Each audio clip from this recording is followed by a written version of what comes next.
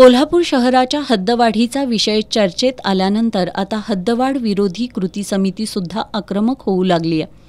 पालकमंत्री हसन मुश्रीफ यांनी 6 गावांसह हद्दवाढ केली जाईल असं सांगितलंय। यानंतर हद्दवाढीमधील प्रस्तावित गावांमधून हद्दवाढी विरोधातील जनभावना तीव्र होऊ लागल्यात। याच पार्श्वभूमीवर आज उजगाव इथं 19 गावांचे सरपंच, उपसरपंच, ग्रामपंचायत सदस्य, विविध संस्थांचे पदाधिकारी यांचा एल्गार मेळावा आयोजित करण्यात आला होता। हद्दवाढ विरोधी कृती समितीचे अध्यक्ष आणि उजगावचे सरपंच मधुकर चव्हाण या मेळाव्याच्या अध्यक्षस्थानी होते। कोल्हापूर महानगरपालिकेच्या हद्दीत अनेक नागरी समस्या आहेत। या समस्या सोडवण्यासाठी महापालिका सक्षम नाही असं असताना हद्दवाढीनंतर शहरात समाविष्ट होणाऱ्या गावांचा विकास कसा होणार असा सवाल या मेळाव्यात व्यक्त करण्यात आला। हद्दवाढी विरोधातील आपल्या भावना व्यक्त करताना प्रस्तावित गावच्या प्रतिनिधींनी प्रस्तावित गावांमधील शासकीय भूखंडावर डोळा ठेवून हद्दवाढ लादली जातेय असा आरोप करत ही हद्दवाढ सहन केली जाणार नाही, यासाठी प्रसंगी आत्मदहन करू असा इशारा दिला।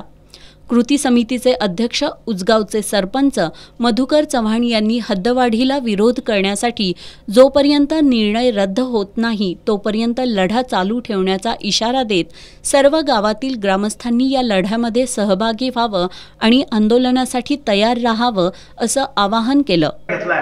की काही जरी झालं आता थांबायचं नाही आणि अगदी येत्या रविवारी 19 गावं 100% बंद अशा पद्धतीचा आम्ही एक निर्णय घेतलाय।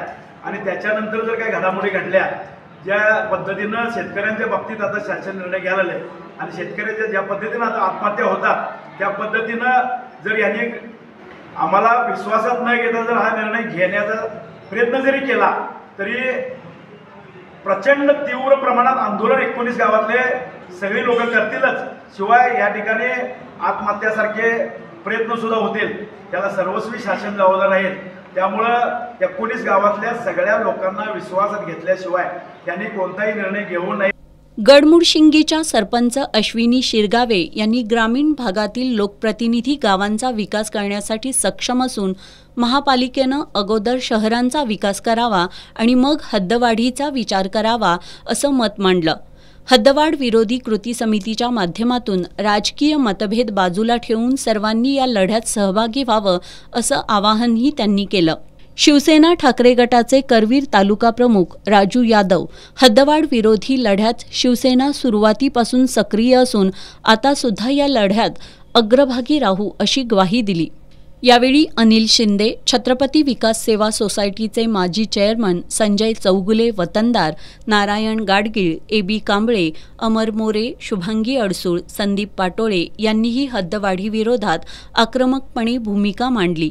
अखेर या मेळाव्यात प्रस्तावित गावांमधील हद्दवाढ विरोधातील भावना शासनापर्यंत पोहोचावी यासाठी रविवारी प्रस्तावित सर्व 19 गावांमध्ये बंद पाळण्याचा निर्णय घेण्यात आला।